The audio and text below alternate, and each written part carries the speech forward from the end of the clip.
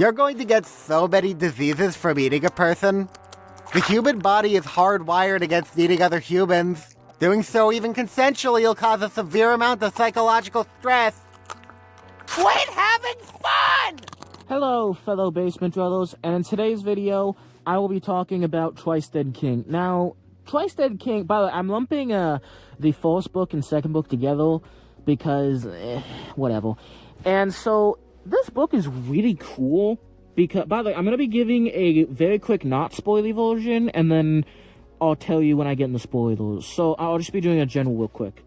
So, Twice Dead King is a book about, a Necron, and it's really just from the Necron's perspective, and it's not really from the human's perspective, of course.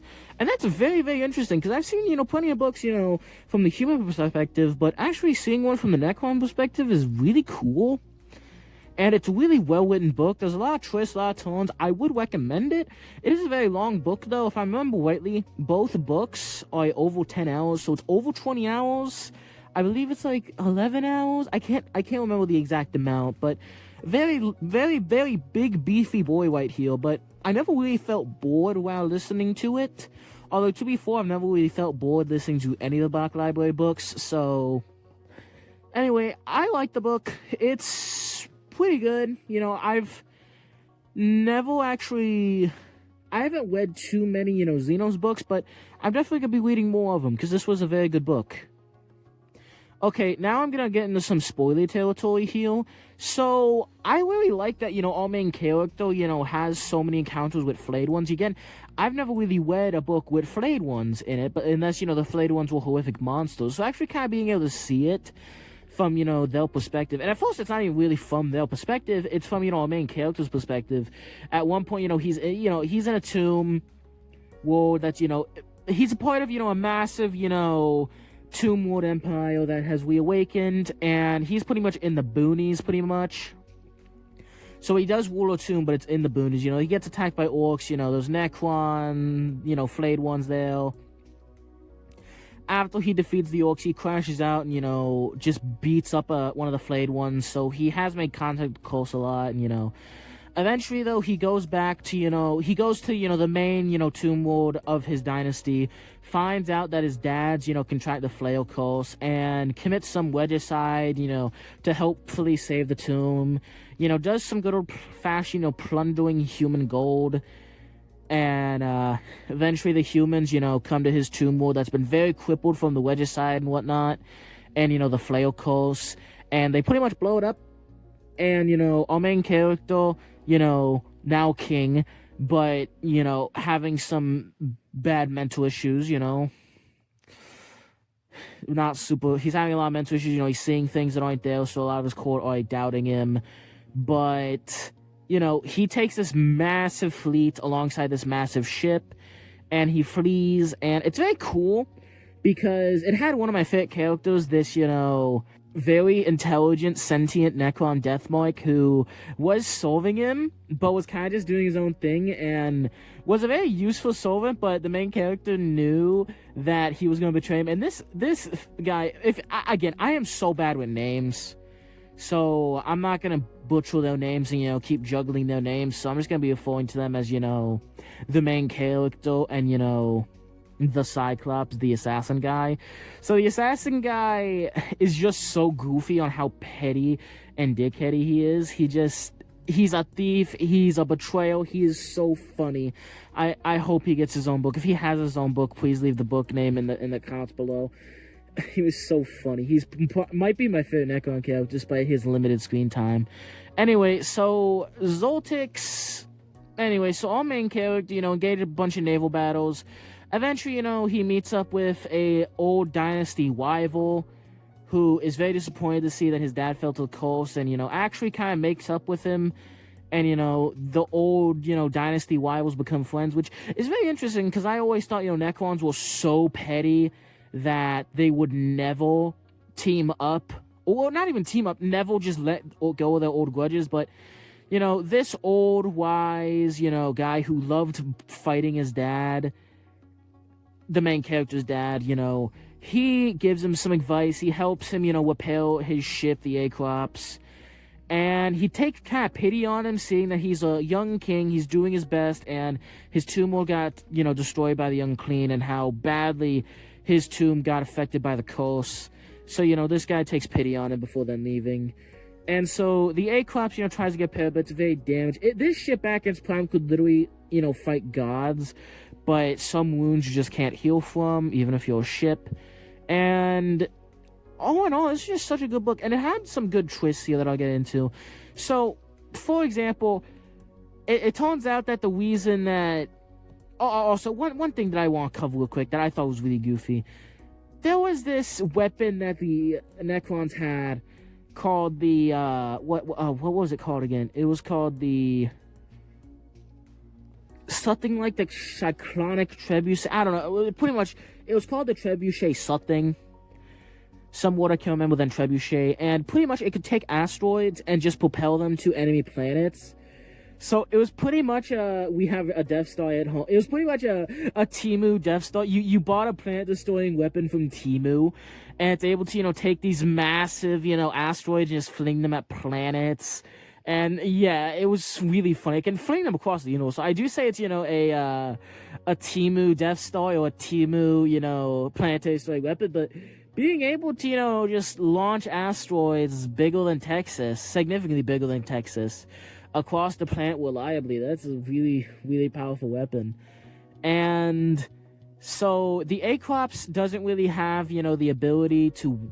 But I didn't actually know this. I thought... It makes sense, though, now that I think about it. I didn't really know how Necrons had fast and light travel. They have this, ability to kind of, wrap their ship in a bubble. Well, not really a bubble, but they kind of wrap their ship in this weird thing.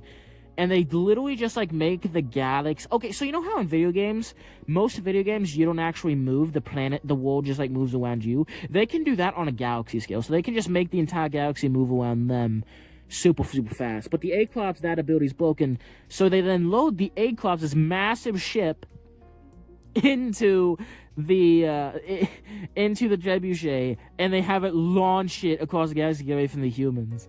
And that is so funny and goofy and really, good, because a lot of the Necrons had to hold on really tight, or, they were thrown against the wall. Some of them were even crushed, and it was really interesting. And, but the humans, no matter where the Necrons go, especially in Part 2 is mostly just a chase scene, no matter where the Necrons go, I said humans a second ago, no matter where the Necrons go, the humans are following them.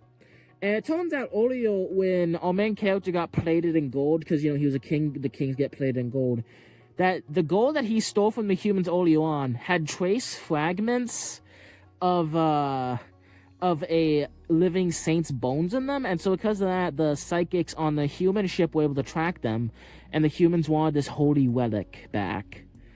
And that was a very interesting plot point that I didn't think about, because the whole reason these humans even found the capital of this, Necron dynasty is because, the main character brought the gold back there. And the whole reason they're, following them now is because the main character now plated in the gold.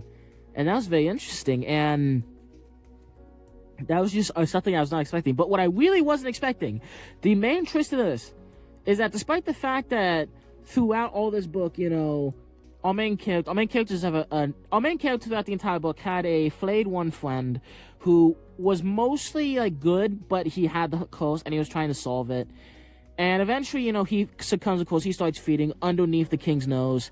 And he actually realizes that a ton of the Necrons have fallen into the curse and have been hidden by the king's friend. So the king marches, all these flayed ones and his friend out to, rule themselves, cast them away, get out of here. And he continues to round up all flayed ones and, kick them off the ship or kill them. And so, main character's not a big fan of the flayed ones. He wants the disease out of there. But then later on in the story, his main, bodyguard lady, who's this absolute unit of a female Necron, well, she pretty much sacrifices herself to save him from Space Marines. And she almost gets torn in half. And it revealed that back in the Days of Flesh, she was actually his tutor when it came to the sword. And she kind of jokes that he was never that good at it, which he kind of knew. And that was a very touching moment, because she's literally been by his side for millions of years. And he never remembered that, because the Necrons have very fragmented memories of the Days of Flesh. So she remembered solving the prince, but the prince didn't remember her. but now he did. Now it's such a sad moment between these two. And right around then, it's revealed that the king was a flayed one. He contracted the curse, and this woman could have put him down. In fact, she was probably supposed to put him down, but she didn't because she was meant to solve the king. She was... Okay, I said she was meant to put the king down. No, not really, but she could have to help save the dynasty. But no, she would allow her whole dynasty to fall just to save this boy who she's been sewing for millions of years. And that was such a hard-to-read, touching scene. I remember I was actually playing Fortnite when I was reading that scene. I don't know. I listen to audiobooks. I don't know what I'm talking about. But anyway, so, that happens. It's very sad. Eventually, he feeds. And, the Acrops, by the way, the Acrops was in, the Ghost Rune. Ghost Rune is kind of like the weird warp. I'm not going to get into it. And so, at points, they had, cut the ship apart to make it go faster, but that wasn't helping. They caught up and, this happened. So, the king, now a flayed one, reunites with all the flayed ones he kicked out, and they all pretty much accept him as their new king, even though he kicked them out before. And that's a very touching scene, because he realizes that all the Necrons that were torn the flayed ones are still people, if not more people now, because they've regained their sentience. And now, instead of, them forced to solve him, now they all willingly choose to solve him. And they pretty much board the, enemy flagship, this massive ship that the humans have. And this is a terrifying scene from the human perspective. The Necrons, the flayed ones, they go on this ship, and they're in the shadows, they're in the vents, they're in the walls, they're in the bows of their ship, just kidnapping Rampy, whipping them apart. They stalk the priest until, a priest goes kind of insane. They eat him in front of, his congregation, which makes them go insane. And remember, these guys are only on this crusade to, get the holy artifact back, so don't get me wrong, our main character is objectively the villain.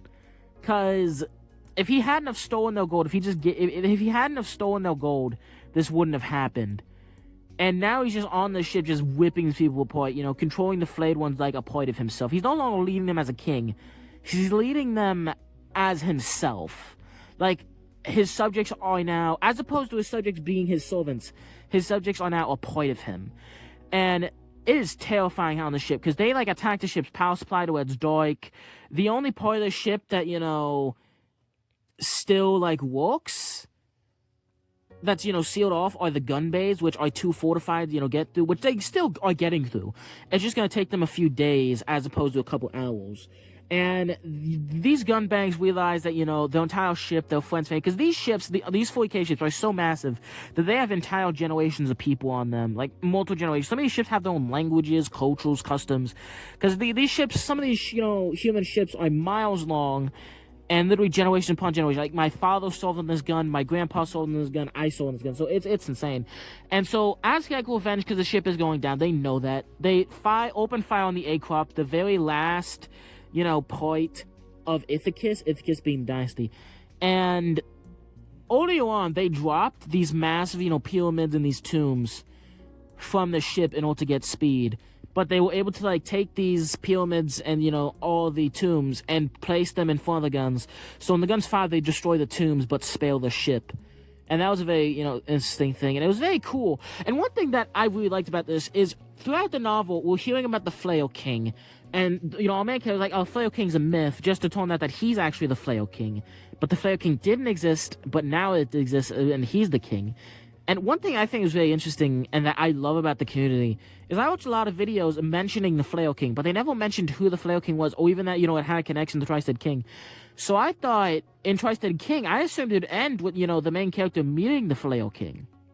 But it turns out he's the Flail King, and that was a big twist, and, I'm really happy for all the YouTubers who talked about that, but never, said that, the guy from Twisted King, Zoltex, that I'm very happy that, all the YouTubers who talked about, Twisted King, and, talked about the, King of the Flayed Ones, the Flail King. I'm really happy that I mentioned that the main character of Twisted King was actually the Flail King. And that was very interesting. Anyway, I love this book, and this is my first, real book review. I guess technically it's second, because I kind of reviewed, the Conrad Parmark novel, but I really enjoyed this book. I hope you have a wonderful day. Please make sure to like and subscribe. And I just gotta say, thank you so much. Thank you everyone who watched this video. Because I just hit 400 subs, and I now feel happy. I can't wait to hit 500. Thank you so much. Have a wonderful day, and please like and subscribe. Peace.